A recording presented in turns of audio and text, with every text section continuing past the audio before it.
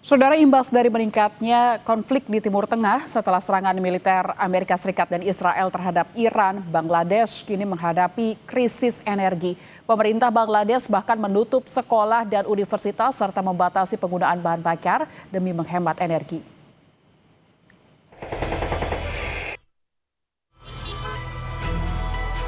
Perang Iran melawan Israel dan Amerika Serikat berimbas ke Bangladesh. Sejak Jumat pekan lalu, pemerintah Bangladesh membatasi penjualan bahan bakar.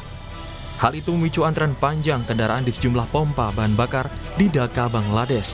Warga bahkan rela menunggu berjam-jam hingga semalaman demi mendapatkan bahan bakar. Tidak hanya menjatah penjualan bahan bakar, mulai Senin 9 Maret 2026, pemerintah Bangladesh juga menutup universitas dan sekolah untuk mengurangi konsumsi listrik. Penutupan lembaga pendidikan dilakukan dengan memajukan masa libur Idul Fitri. বর্তমানে যে সংকটটা তৈরি হয়েছে, যে জ্বালানি তেলের সংকট Iran আর ইসরায়েলের যুদ্ধের কারণে, তো এইটার একটা মুখ্য কারণ হতে পারে যে বিশ্ববিদ্যালয় বন্ধ দিয়ে দিচ্ছে, যাতে গাড়ি চলাচল মানে কমে যায়।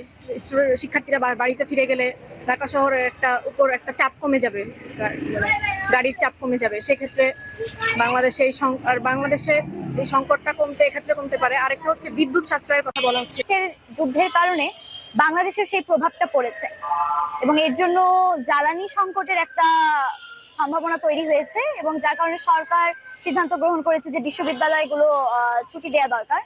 তার জন্যই ঢাকা বিশ্ববিদ্যালয় কর্তৃপক্ষ ক্লাস স্থগিত করেছে, বন্ধ দিয়ে দিয়েছে, ঈদের ছুটি দিয়ে দিয়েছে এবং আমরা আশাবাদী যে এই যুদ্ধ তাড়াতাড়ি শেষ হবে, এই সংকট থেকে আমরা তাড়াতাড়ি মুক্তি পাবো। সবাই জানি যে বর্তমানে মধ্যপ্রাচ্যে একটা যুদ্ধ চলছে।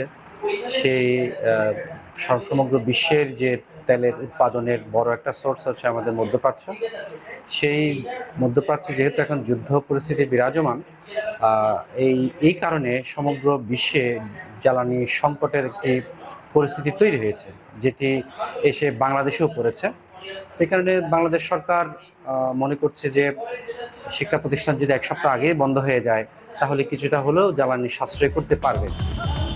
Pemerintah Bangladesh juga mengimbau lembaga dan kantor untuk memaksimalkan cahaya alami dan meminimalkan konsumsi daya yang tidak perlu.